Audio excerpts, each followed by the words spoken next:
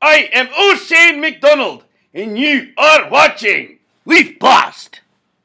Now, I've been watching the Leafs since I was in my father's testicles.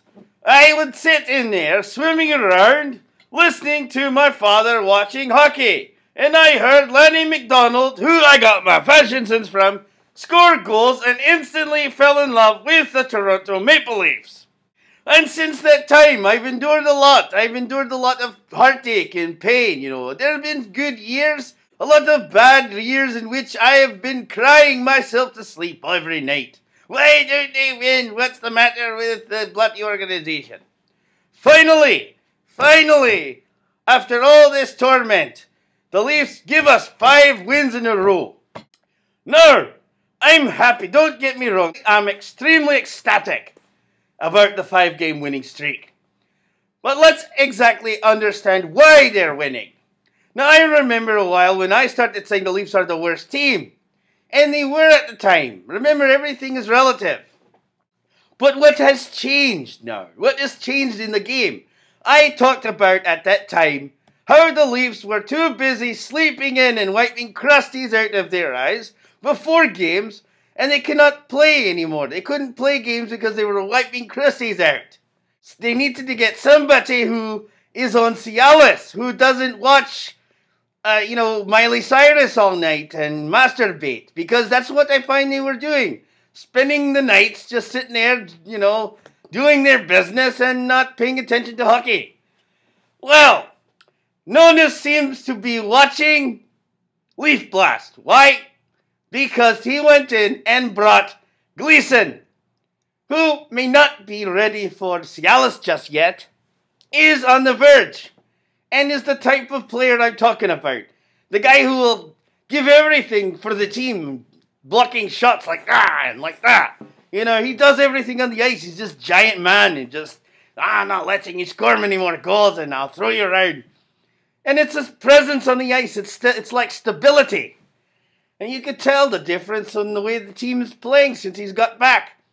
They're no longer sleeping in, wiping crusties out of their eyes. And look, we've got a 5-game winning streak. Now, winning streak aside, there's something I wanted to talk about. Something else about the NHL and what's going around, Now, everyone was talking about the Calgary Flames and the Vancouver Canucks and that bloody line brawl that everyone, the fans are there to pay money to watch a hockey game, and then we got this bloody line brawl in which, the fans are, well, I thought we were watching hockey. What happened here?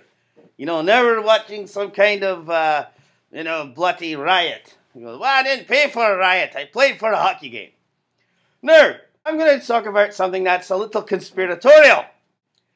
Remember I talked about Sasquatches and how John Scott was a Sasquatch?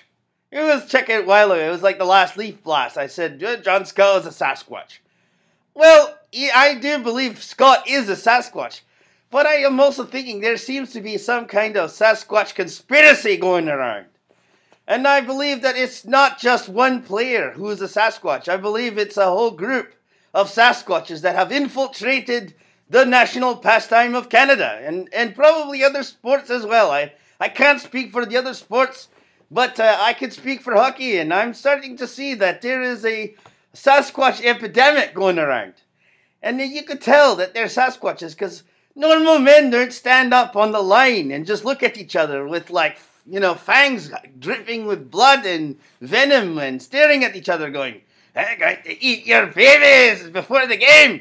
And the other guy, I'll eat your first. It seems to be a couple of tribes of Sasquatches. Maybe a Yeti and a Bigfoot. And maybe there's some kind of war that we're all watching hockey and they're warring inside. And the problem is we've been infiltrating their zone. Human beings have been going into the forest trying to find them. And maybe they've decided to fight back and infiltrate our society.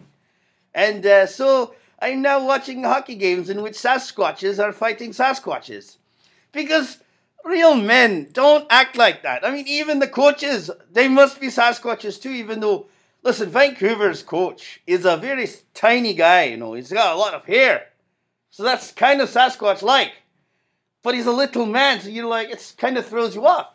until you realize that not all human beings are made the same. They're little human beings, they're big human beings. So you can't judge just on size alone.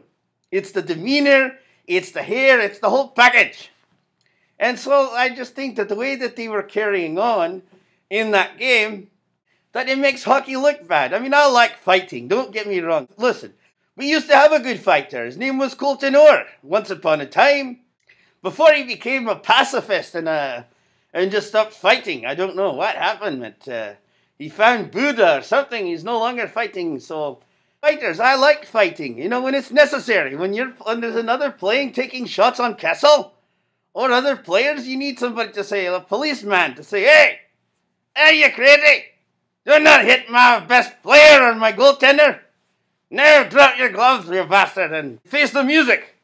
That stuff is a part of the game, and I like that. But I'm not crazy about the Sasquatch wars before the game. Gary Bettman, those who are running the NHL, it's time for you to start hiring Bigfoot hunters and start getting them out of the NHL. We don't have room here for Bigfoot.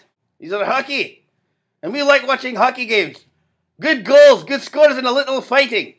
We don't need brawls and Sasquatch wars on the ice. Anyway, this is O'Shane Macdonald saying, go Leafs, go, and this is Leaf Blast.